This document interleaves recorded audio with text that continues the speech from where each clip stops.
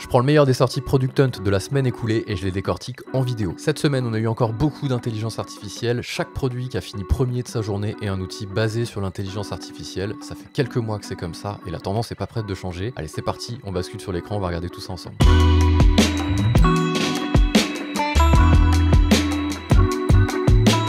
On a basculé sur l'écran, je rappelle rapidement la méthode. Je prends Product Hunt, je prends les outils qui ont fini premier de leur journée sur la semaine écoulée, donc du lundi au dimanche. Je les range dans un petit dossier que vous voyez normalement apparaître à gauche et je les ouvre en détail pour voir un petit peu les technos utilisés, les sujets traités. Ça permet de donner un petit peu des tendances sur ce que les SaaS utilisent, sur ce que les SaaS traitent comme sujet, on va dire, et comme techno, et sur ce que les gens aiment. Et on fait un croisement des deux, ça permet d'avoir des tendances un petit peu SaaS, tech, des outils du moment. Donc cette semaine, ça a été, pour rappeler la période, donc du 18 au 24 décembre, ça a été une semaine assez calme, mais on a surtout vu que chaque logiciel qui finissait premier de sa journée était un outil basé sur l'intelligence artificielle, avec deux grandes branches qui se distinguaient, soit des outils qui nous permettaient de faire des choses qu'on savait faire, qui prenaient du temps et qui étaient un petit peu rébarbatives, de les faire à notre place. En fait, c'est un outil qui nous améliore l'intelligence artificielle dans cette situation, soit une deuxième situation où c'est un outil qui nous remplace sur des sujets qu'on ne sait pas faire et qu'il aurait fallu sous-traiter à des indépendants, à des freelances. Donc on vient décaler ou repousser un petit peu le moment où on va devoir soit étoffer l'équipe, soit faire appel à des indépendants. Et on va utiliser l'intelligence artificielle pour faire ce premier pas. Le premier outil, il s'agit de Capgo.ai. Ça, c'est assez intéressant parce que justement, c'est l'approche où ça vient nous remplacer sur des choses qui nous auraient saoulé un petit peu à faire et qui vient nous remplacer pour le faire à notre place. En gros, c'est quoi? C'est une feuille de calcul. Vous remplissez la première colonne ici et il vous remplit toutes les autres colonnes associées. Ici dans l'exemple par exemple,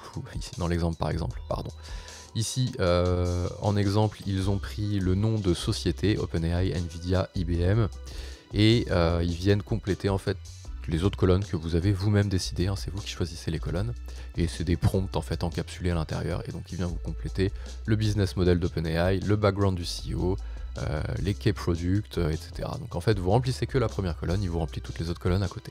Donc ça c'est plutôt cool, parce qu'on aurait pu le faire, c'est du travail de fourmi un petit peu, on aurait su le faire si on avait pris le temps de le faire.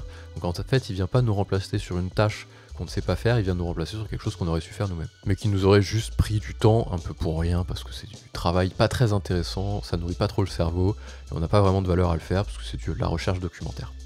Ça c'est le premier outil. Le deuxième outil, il s'agit de Creatify AI, donc là, ça c'est pas mal. Alors c'est pas mal, parce que c'est puissant, mais j'aime pas le concept, parce que c'est le concept de ça nous remplace sur quelque chose qu'on ne sait pas faire, et du coup, ça vient remplacer le travail potentiellement d'un freelance ou d'un salarié qu'on aurait pu embaucher.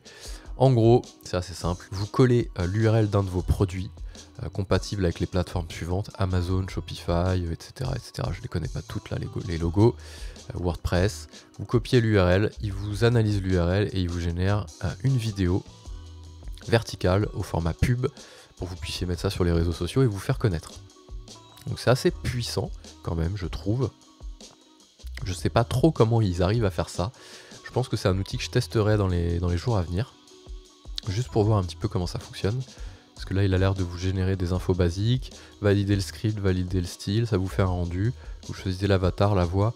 En gros, ça vous passe à mon avis, ce que ça fait, ça vous passe des screenshots qu'il a récupérés sur la page que vous avez mis dans l'URL, ça vous génère un avatar, ça vient récupérer tout le texte qui est déjà présent, et ça vous fait un petit pitch en fait en avatar directement, vous choisissez l'avatar à votre place.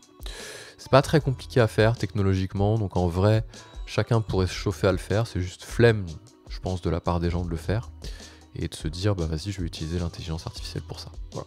Juste, ça positionne aussi là où on en est sur ce genre de choses, de se dire qu'il y a 10 mois, ou ouais, à peu près 10 mois, non, il y a un an, parce que c'est sorti il y a un an, ChatGPT, et ça a fait connaître l'intelligence au grand public, et bien voilà ce qu'on arrive à faire désormais, en un an à peu près, donc ça va très très vite. Troisième outil, il s'agit de LogoFast. Alors là c'est pareil, puisque vous allez pouvoir générer un prompt, il va vous générer un logo à votre place, donc ça vous remplace sur des choses que vous ne sauriez pas faire, où vous auriez pu prendre un freelance. J'aime moins l'approche, néanmoins, si vous avez besoin d'aller vite lorsque vous sortez un nouveau produit ou un nouveau business, vous pouvez vous générer un petit logo comme ça. Moi je préfère aller dans Canva et chercher un petit peu, remplacer, faire des choses moi-même, quoi. Donc là vous tapez un prompt, un ice cream chop, et là il vous génère des images, vous le corrigez, et tout va bien, vous choisissez la taille, la rotation, est-ce que vous voulez en gras, en gros, bon, vous choisissez deux trois petites choses, et après lui il vous génère un logo avec plusieurs déclinaisons, et vous choisissez celle qui vous intéresse. Se pose la question de la propriété intellectuelle des choses, parce que s'il a appris, c'est sûr, bon ça c'est toujours l'éternel débat avec l'intelligence artificielle, s'il a appris c'est par rapport à des modèles que des humains avaient créés, sinon il n'aurait rien su faire tout seul concrètement. Et donc là on ne va pas créditer les humains qui ont travaillé, on va créditer l'intelligence artificielle, et donc vous ne payez pas de droit d'auteur concrètement. Quatrième outil, donc là après je vous laisse faire vos propres conclusions, il s'agit de Draw. Donc là c'est un outil qui va vous permettre d'améliorer les dessins que vous faites si vous ne savez pas dessiner, qui est optimisé pour iPad avec les puces M1 notamment, les nouvelles puces iPad. Donc en gros vous ne savez pas dessiner à gauche, il vous dessine un meilleur rendu à droite, c'est pas mal. Vous voyez, ça c'est le genre de choses que moi je saurais faire à gauche, et encore c'est déjà bien complexe, franchement, arriver à sortir ce croquis là, c'est déjà du V2 quoi. C'est déjà du V2. Moi je suis plus là, voilà, en termes de dessin. Donc vous dessinez ça et il vous le transforme en un super dessin. Et ce qui est pas mal, ce que j'ai trouvé cool, c'est que vous n'avez pas besoin de générer de rendu. En gros, c'est pour ça qu'ils disent real time. Alors, il fait un rendu lui en fait derrière. Vous voyez ici, il va venir remplacer le haut de la jeune fille. Dès qu'il lâche le stylo, en fait, ça génère un rendu. Je vous montre. Voilà, là il a lâché le stylo. Touc. Il relève la pencil du stylo et en fait l'outil comprend qu'il faut générer un rendu et vous le transforme. Donc c'est du real time, donc ça vous évite juste de cliquer sur rendu. C'est du rendu real time dès que vous avez levé le stylo. C'est pratique. Ça peut être un peu chiant parce que vous auriez pu vous dire que je vais faire plusieurs modifs et je clique sur rendu après. À mon avis, on doit pouvoir désactiver le rendu automatique. Même si ça a l'air d'être la force de l'outil. On est en train de le piéger dans ces éléments différenciants. Donc voilà, outil sympa, je vois pas trop l'usage en entreprise, malgré tout il a fini premier de sa journée donc j'en parle.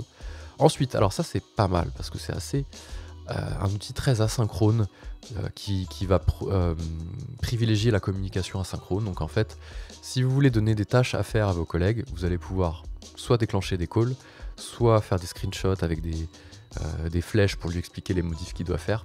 Sur un produit, on est vraiment dans l'esprit de développement d'un produit, une team produit, doit faire des améliorations sur, je sais pas moi, une roadmap qui doit sortir ou des choses à rajouter dans la roadmap, etc.